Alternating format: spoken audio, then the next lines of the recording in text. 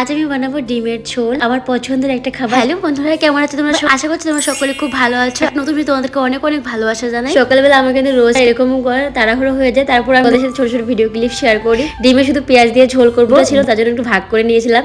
দেরি হয়ে গেছিল বলে বড় মশাইকে ভাত খাইয়ে দিতে হচ্ছে। আজ আমি আমার প্রিয় মাস্টারের উপরে একটু রাগ করেছিলাম, কারণ ও ঘুম থেকে উঠে কাজে চলে যাচ্ছে। এদিকে আমি সারাদিন তো একা একাই থাকি, আর 6 থেকে 7টা মাস কিভাবে ও কাজে যাওয়ার কাটিয়েছি একমাত্র আমি জানি। এদিকে জলের মধ্যে নিম পাতা দিয়ে সিদ্ধ করে নিয়েছি, কারণ প্রচন্ড অ্যালার্জি। এগুলো দিয়ে আমি স্নান করবো আজকে। আচ্ছা, তোমরা কি আমাকে পাথর মনে করো? আমার বাড়ির কথা মনে পড়ে না? মনে পড়ে। আমি আসলে তোমাদের সাথে সেরকম ভাবে শেয়ার করা হয় না। আমি জানি না এখন তো চলছে, পরবর্তীকালে কি হবে।